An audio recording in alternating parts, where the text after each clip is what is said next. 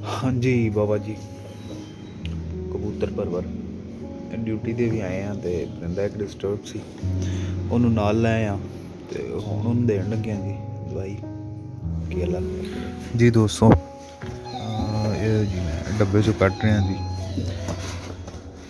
ਨਾਲ ਚੀਜ਼ ਅਗਰ ਰੱਖੋ ਤੇ ਪੂਰੀ ਕੋਸ਼ਿਸ਼ ਕਰੋ ਉਹਨੂੰ ਬਚਾਉਣ ਦੀ। ਅਕਸਰ ਦੋਸਤ ਜਿਹੜੇ ਨੇ ਉਹ ਛੱਡ ਦਿੰਦੇ ਨੇ ਆਪਣੇ ਪਰਿੰਦੇ, ਲੱਖਾਂ ਦੇ ਹੋਣੇ ਕੱਖਾਂ ਦੇ, ਜਾਨ ਦੇ ਇਹਨਾਂ ਵਿੱਚ ਵੀ ਹੁੰਦੀ ਹੈ ਨਾ।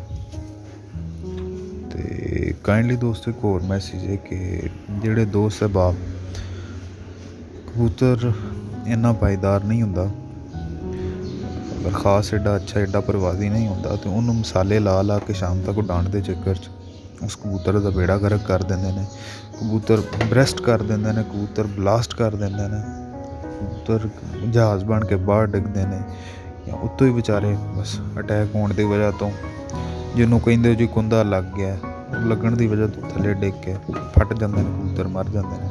ਕਾਈਂਡਲੀ ਦੋਸਤੋ ਇਹਨਾਂ ਨੂੰ ਅਗਰ ਤੁਸੀਂ ਰੱਖਦੇ ਹੋ ਤਾਂ ਕਾਈਂਡਲੀ ਇਹਨਾਂ ਦੀ ਪਰਵਰਿਸ਼ ਕਰੋ, ਔਰ ਜਿਹੜੇ ਕਬੂਤਰ 'ਚ ਜਿਤਨੀ ਐਬਿਲਿਟੀ ਨਹੀਂ ਹੈ ਉਹਨੂੰ ਮਸਾਲਾ ਇੰਨਾ ਨਾ ਲਾਓ।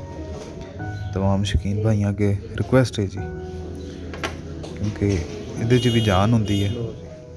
असी अपने पैर च या हत्थ च सूई लग जाए तो बर्दाश्त नहीं कर सकते, तो इन्हों असी ऐसा ऐसा मसाला ला के समानों सुट्टने थल्ले। बराए मेहरबानी सोचो विचार करो ये।